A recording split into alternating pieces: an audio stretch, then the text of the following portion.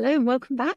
This week we are looking at the 6th to the 13th of November, and we'll be exploring the astrology with you and seeing what's ahead for your sign. I'm Sonia from Celestial Astrology, and with me I've got my very good friend Shawna. Shawna, would you like to introduce yourself?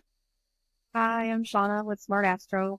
You can find me at smartastro.com, Instagram, X, all the places, same handle.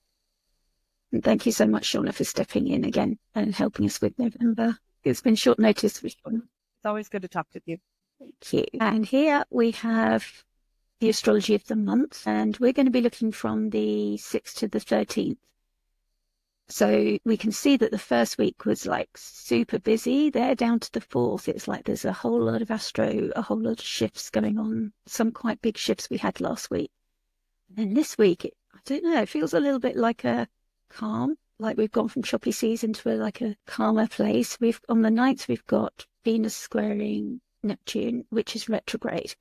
So even just the fact that it's retrograde means that maybe we're looking at stuff that's come up before. It's not new stuff we're having to deal with. Then Venus will enter Capricorn, which is Saturn's sign. And then on the 12th of November, we've got Mercury squaring Saturn. So again, Saturn's retrograde in Pisces. So we've got that energy. I think of like Back to the Future, almost, of where we were and revisiting it. Yeah, I love that it's very Venusian right now. I think you hit the nail on the head with the choppy seas, and now we're coming into maybe the calm after the storm. I mean, at least for a moment, anyway, we get a little respite. Yeah, we do know that the weeks ahead have some more big shifts again. So it's not going to last long, but we need to enjoy it while it's here, don't we? Yeah.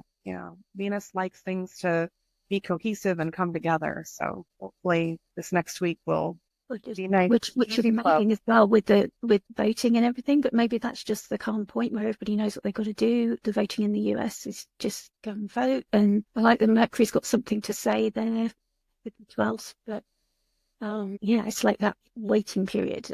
I was talking last night in one of our study groups, and I said it's almost like you're on a roller coaster and you're just on that up bit, and you know what's going to come with all those twists and turns. But at the moment, you're strapped in. There's no getting out, and the ride up is quite nice. You can see a nice view. You're looking around. Got a good steady pace, also. Yeah, it starts to not be too scary if you don't think about what's ahead. Once you get over that top, you can just enjoy that ride up, can't you? Okay. Yeah, enjoy the view. Feel the nice, slow, steady build for the exciting adventure to come. I couldn't help but notice that Venus is squaring Neptune, and Neptune is sitting right at the exaltation degree in Pisces. Yeah, Venus is exalted in Pisces, and so I think there's a lot of favor shown to Neptune here. Even though it's a square and it's a point of tension, I think there's bound to be, maybe it's that good kind of tension, a little bit of friction, but it's exciting and it's anticipatory. And Venus is in Sag right now, looking for adventures, looking for new experiences. And then with Neptune and Pisces, you kind of get this very mystical and ethereal vibe. There's the square and there's the point of maybe contention, but it feels like it's a spicy flirtation before a fling or something like that, Yeah, I like that. It's like the fun part. The fun part. That build, it's you're pouring a glass of water and you pour it too high and you get that little tense bubble over the top. It's that point, before the spill. That made it sound ominous. We're meaning it to sound nice. So here we have, this will be on the 9th. We've got Neptune squaring Venus. And as Shawna's just pointed out, Neptune is at Venus's exaltation degree. So that's a really nice signature between the two of them, I feel. Venus in Sagittarius, Neptune in Pisces, but retrograde. And this is the degree that Neptune will retrograde back to next year.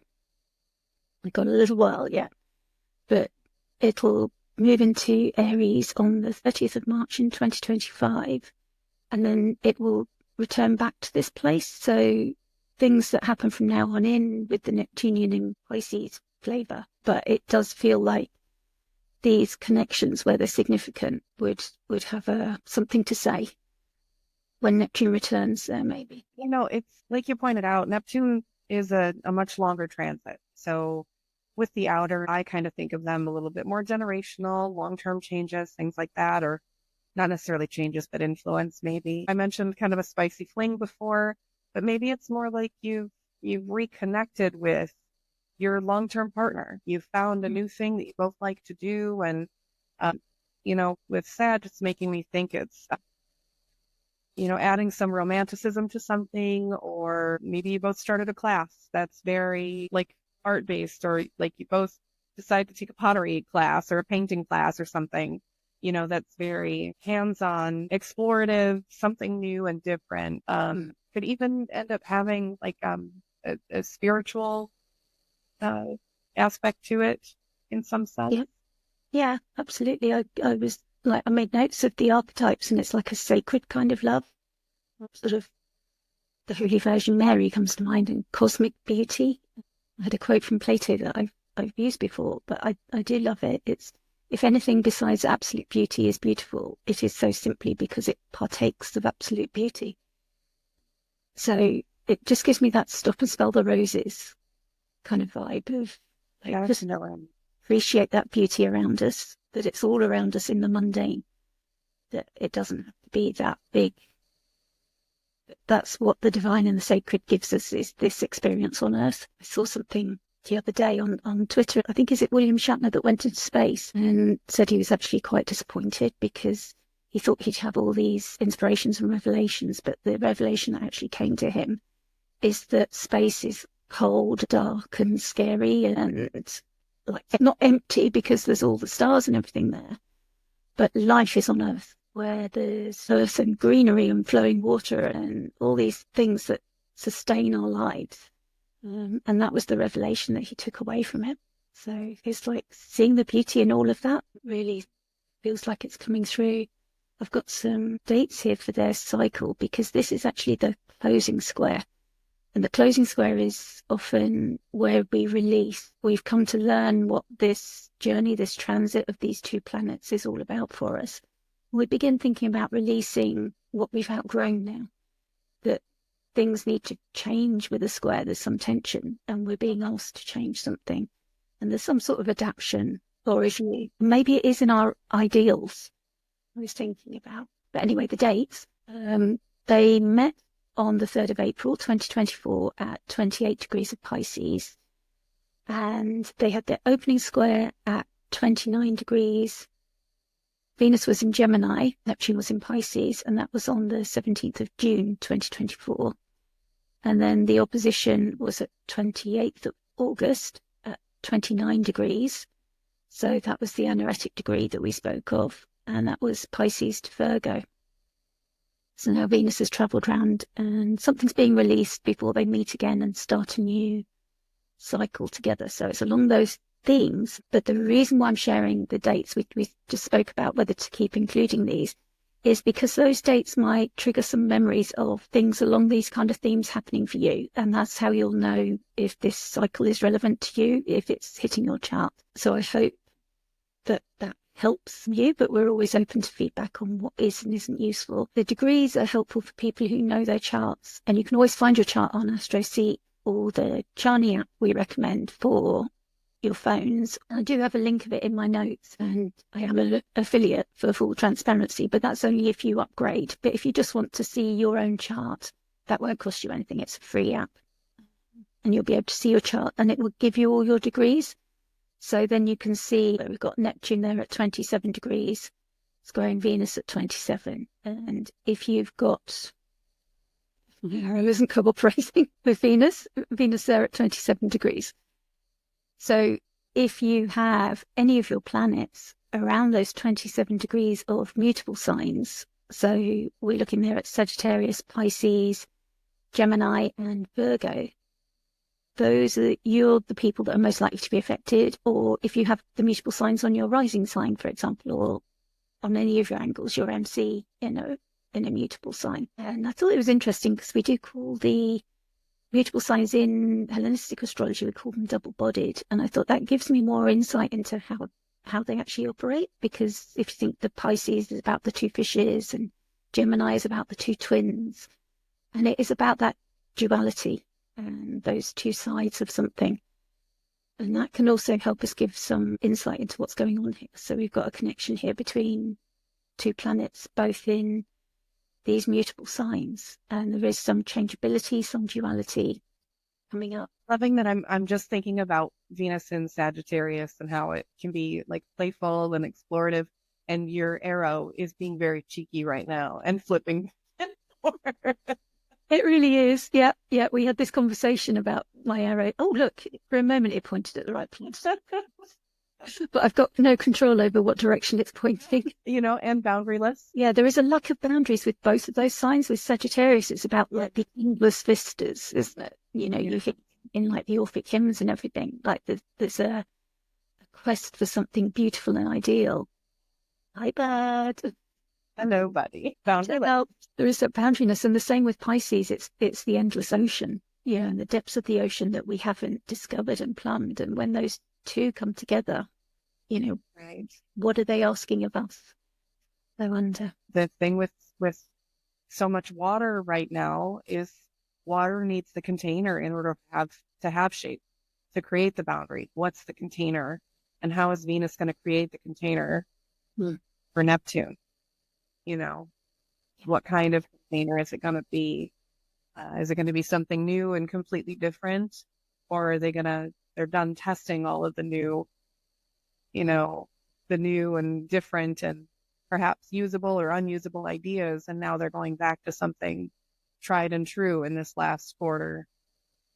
Yeah, this last quarter is like really the refinement, what are you going to keep from what you've learned, and what are you going to leave behind? And is that something old, or is it something new that you've tried on for a little while, but it doesn't work for you? Sometimes we do this. We try things out and they work for a short while, but they're not for us in the long term. And sometimes we outgrow things that have served us well for many, many years. And that can be uncomfortable, that letting go. While we have the square, that's the nature of Mars. He does the cutting away and the severing and the taking away things that we have, that it is time for us to leave behind. And that should be coming into your consciousness now. If this aspect is impacting your chart, then, and those dates maybe have meant something to you with these kind of themes about Sagittarius Venus put down wants to learn about love and relationships, beauty, creativity. Maybe it's a time to review those beliefs. Like in Sagittarius, you're in the sign of the mage. It's Jupiter at his wise best, and the quest of philosophy and beliefs and everything. So maybe it's what we're looking at, and bringing the beauty and the harmony to those. Maybe your beliefs have been causing friction in your life, and maybe you've held to them out of stubbornness, or just because it's opposite to somebody else or something. And maybe it is time to review what really works. But also Neptune can create those delusions, and it can create like a fog. But then when a Neptune transit comes to its end, we're often in a better place. When that fog lifts, you can see very clearly. So it's like, although you haven't known what's going on during the journey, it does offer us that empowerment and that development through sitting with that confusion for a little while. I made a note as well that Pisces 3, the decan that Neptune is traveling through at the moment, or retrograding back through, is known as Effort by Kira Ryberg and Bowl of Blood from Austin Coppock. And he doesn't shy away from the dark places, but also a place of deep sacrifice. It's the 10 of Cups in the tarot, and it's Mars ruled. The decan is Mars ruled. Yeah. In both systems. So that is a lot of Mars. And of course, Mars, by this time, has just moved into Leo, as we discussed last week. So it's no longer got the sensitive Cancer water trine, is breaking up now. We've kind of gone through all those emotions, and now it's time to take a little bit of action. Yeah, the sword is in the fire now, isn't it? The Mars has a trine now. It's a whole sign trine, so it's very wide, but it has a trine now to Venus. And so it's also a verse then, because of the Venus-Neptune square. It's a verse to Neptune. So it makes you wonder what things are being severed that you're not quite aware of yet, that you can't see. What are the plans in the works that are going to cut the fat, with Venus. Venus loves those. Well, Venus is in a Jupiter ruled sign. So, really embracing maybe the indulgence and things. And is Mars going to continue that, or say, hey, it's time to calm down a little bit and redirect? Yeah, and of course, Venus is just moving out of that opposition that she had to Jupiter. So that was bringing us nice things, Jupiter there being the ruler of Pisces.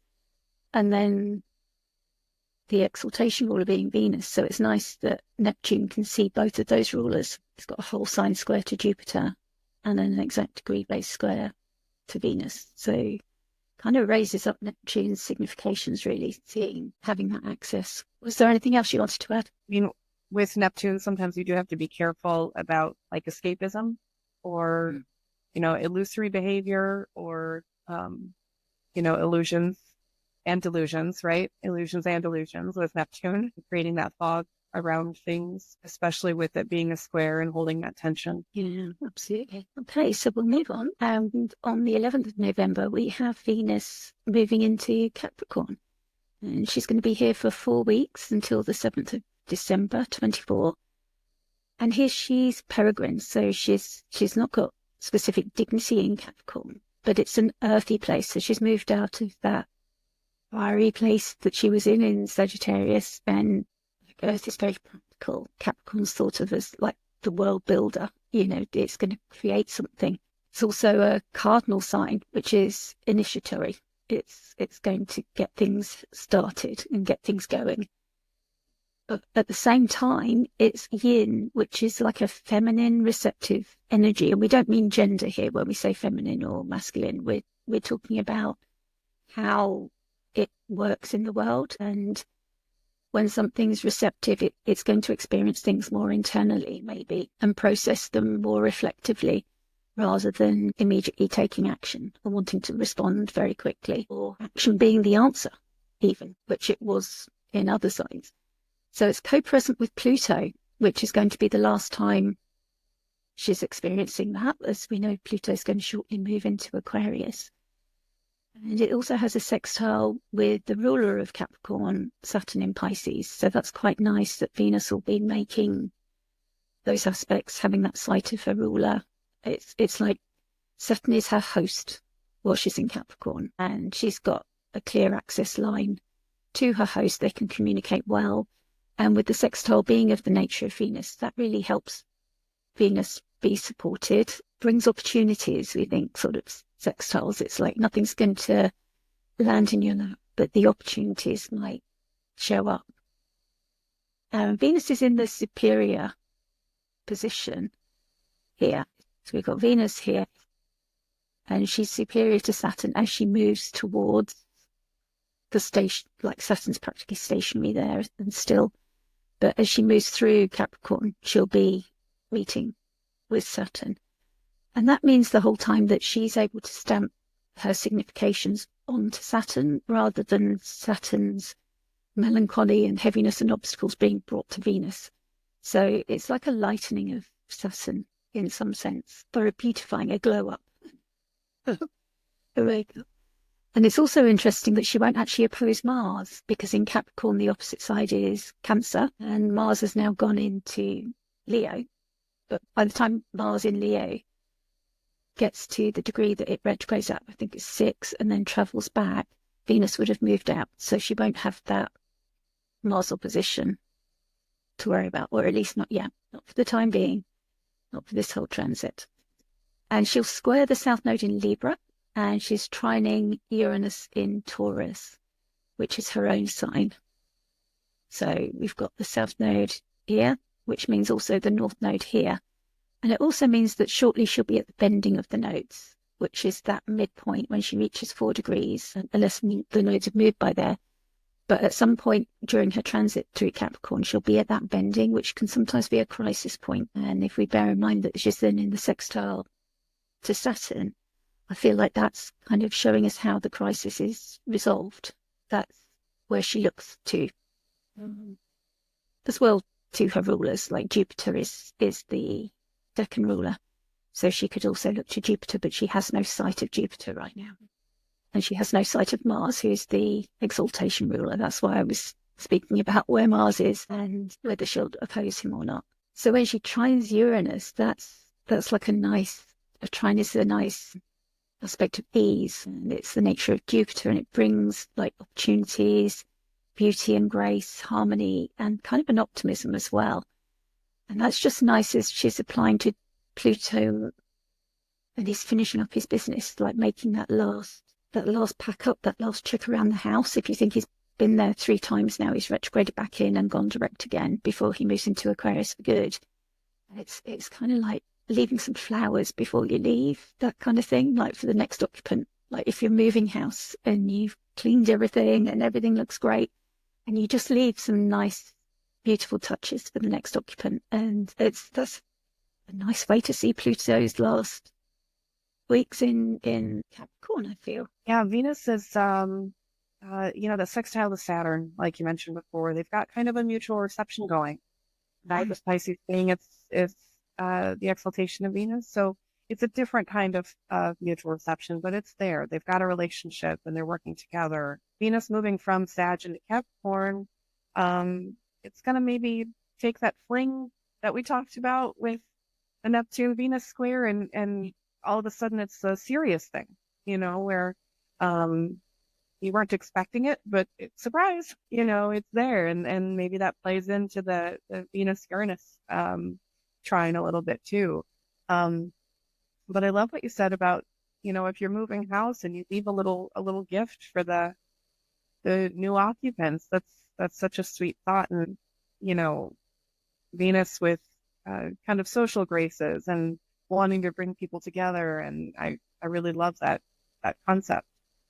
It's really a nice touch. Venus and Capricorn too can maybe be prioritizing some relationships or stability in those relationships. And it doesn't have to be just romantic. It can be, you're solidifying a business partnership, or, you're revamping an old friendship even. I like that actually old friendship concept around Saturn. Saturn is old. Saturn is longevity, and Saturn is, withstanding the tests of time kind of thing. So maybe you'll see a peak in some of those things. A friend you haven't seen in a long time just pops up on your radar again.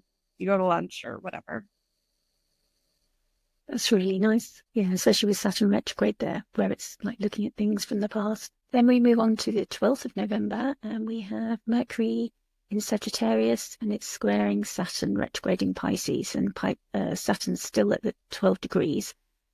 So it's this Sagittarian Pisces, and it just feels like we've had a lot of mutable energy this week. I see it's like a mutable sandwich, with Venus moving into Capricorn being Earth and Cardinal, but yet this mutable energy is like bookmarking our week with the changeability. And Saturn will turn direct on the 15th at 12 degrees. So we don't have much longer, a couple of days from the 12th. But it's at that degree that it's stationing at. So there's a lot of intensity of its significations. I think Chris Brennan was talking this week about when Saturn first stationed in Pisces, and that was the time when the submarine imploded. Is that the right word? Underwater. And it feels like all the revelations that have come out since then about how the company was run and the decisions that were made regarding safety and everything have been very much about Saturn, because Saturn asks us to put the work in. It's not about the shortcuts. It's not about opportunity landing in your lap. It's about you working hard at something. And then it's really bringing to light those significations of Saturn in Pisces, bringing to light something where somebody had taken shortcuts and hadn't put the work in and done everything by the book and properly, and showing us what can happen, what the potential is. And we had everybody thinking for days, worrying that those people were trapped and unable to breathe, losing oxygen and not having the supplies that they needed. And it was a very tense time waiting to hear, could they find them? There was searches, wasn't there, a rescue search for them. So with Saturn stationing again, they don't know if like the retrograde station is as intense as the very first station in Pisces. I'm hoping not so, because we've had some terrible storms that water has caused a lot of damage, and we've had the bridge that was rammed into us. There was a barge that ran into it, right? Yeah. On the East Coast? Yeah. But that was such a shock for everybody as well, wasn't it? Well, I feel like we've had a bunch this year. Yeah. Yeah. The Francis Scott Key Bridge in Baltimore. Is that the one you're saying? Baltimore. That's it. Yeah. Yeah. I knew it was a B. Yeah. It's that Baltimore Bridge accident. And like Shawna's just said, there's been a few of them. Which is The amount of water in the last year has just been wild. It really has, hasn't it? It's really drawing our attention to water issues, whether it's the lack of it or the excess of it. You know, either way, it's not good for human life or animal life to sustain. And then, like, I don't know exactly what was the outcome with the Baltimore Bridge, but I think there were questions about what was happening on that barge before that accident and whether those have been resolved. And maybe we'll see some of those resolutions around the time of the station and Saturn starting to turn direct. Maybe information will come out, particularly with the square to Mercury, that Mercury has a way of sharing this information with us. He's free from under the beam, so he's free to enact all of his significations. And it's nice to see Mercury has a mutual reception here with Jupiter still, and Jupiter is Saturn's ruler. So there's that nice connection. Jupiter and Saturn are in a square, and then Mercury has this opposition which it's separating from, but also this mutual reception where they're working towards the same aims. So that feels like maybe they're helping in that sense, Saturn, but maybe there's a Saturnian message that has to be shared first by Mercury with this square. Yeah, I mean, Saturn, Mercury, it can also represent like some delays, right? Or some frustration in communication. And so this being the closing square, right, of this transit, yeah, I think maybe we might learn some more things about all of the water issues that we've had, since they had their conjunction. Yeah, like we said before, the amount of water this year has been just really wild. And you mentioned either too much or too little, and neither one is appropriate. We have to have that balance in order to sustain and to maintain what we consider normal life. And I wonder how much is going to come up, not just around, the barge accidents, which there were surprisingly several, and, the exploration into the submarine that imploded. And then on a personal level, how much are you realizing what habits you have are maybe detrimental, or how can you put some more structure into place that will help you keep focus around your everyday things. Yeah With Mercury representing like our intellectual processes, and Saturn representing what blocks we might be facing, Pisces being that dreamy place. It's kind of bringing all of those together, isn't it? Yeah, I've got the dates here. Their conjunction was at 9 degrees of Pisces, and that was on the 28th of February. You're right, this is the closing square. They had their opening square, Mercury in Gemini and Saturn in Pisces, on the 12th of June at 19 degrees. And then their opposition was on the 18th of September, and that was from Virgo, Mercury in Virgo to Pisces.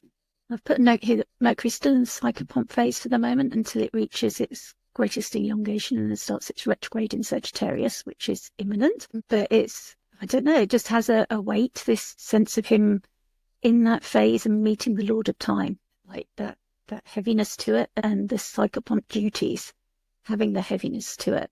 We've got a favourite picture, and it shows the weight of that responsibility on Mercury, really. Having the psychopomp has to make decisions and has to help people at a very difficult time, or help souls at a difficult time of transition as well. So maybe there is some sort of transitional boundary that you need help getting across, and they're both planets that help with those boundaries, like setting them, maintaining them, but also which ones we need to keep and which ones we need to just loosen up a little bit and be flexible on. We need to, when we set boundaries, sometimes we stick with them forever, but our lives change and circumstances change. So sometimes it's time to review those boundaries. And this might be a good time to do that. Mercury bringing the mental focus and discipline careful force in speech, brevity, understatement, common sense and realism I've written, like in this phase. And the shadow side of that being the worry and the pessimism, the narrow or limited perception of things that can get out of hand, especially in Pisces, where a problem can be so escalated. It can feel endless, and out of control, where it's actually good to check in with other people, really, I suppose, and make sure that you're perceiving it correctly and not leaning into that endless nature of Saturn. And that worry, like there's always that scene of the worries in the night, the endless nights where our worries go into that spiral. We want to try and avoid that. And what I really like, the archetype, is like the measured language, the concise language, like the haiku, which is just a really short poem, but really direct and meaningful. Every word matters. And also dry, depreciating comedy we might see here with Mercury, Saturn. And I was thinking of things like The Simpsons or The Office, where you kind of have to get it, don't you, to get the humor. It's not straightforward. Here's a joke, it's funny. It's like there's underlying themes going on. Something a little bit more. A very dry wit. So it'd be nice to see some of that show up, bring some lightness to it. What might be a challenging week for many, particularly in the US with the voting. But I think with the astrology looking calm, I think this week looks calm, but what will come from it and flow after might be different. For now, maybe everybody's sort of waiting, going up that roller coaster. Yeah, hopefully everyone's having the bright ideas and not the self-doubt, Yeah. and the heavy Saturnine, self-doubt and mental blocks. Saturn in Pisces tends to get a little melancholic, and but Mercury is in Sagittarius right now, and so being exiled, it could be a little heavy. It could be maybe a little avoidant. It could be, a little stifling even, or that question in your head: is it good enough? Am I good enough? So trying to keep it light, light the spark. Don't listen to the negative self-talk. Yeah, that's where sort of checking in with others can help with that. Get the facts around the situation as well as the thoughts. Thoughts are not facts. That's one of my mindfulness mantras. When I first studied mindfulness and was introduced, it made so much sense to me. I was like, yeah, I hadn't really taken that on board as a concept before, but thoughts are a different thing to facts. And it's really important to know the difference. Saturn's bringing those facts and Mercury's bringing the thoughts. Then you want to get, again, with everything, you want to get that balance right of it, don't you? Yes, definitely. So that concludes our week. And next week we'll be back on Wednesday looking at the 13th to the 20th and all the astrology. Much busier week coming up then, but we'll be looking at the astrology of that week. And I've been Sonia from Celestial Astrology, and thank you, Shawna, for joining me. Can you remind people where to find you? Yep, smartastro.com. Same handle, smartastro on Instagram, X, Blue Sky, all the places. All the places. Thank you for having me. Oh, you're so welcome. I really appreciate you joining me. Thank you. And if you've enjoyed this, please remember to like and subscribe, because it really makes the difference. And your comments are very welcome. Your comments or questions are also very welcome. So thank you so much.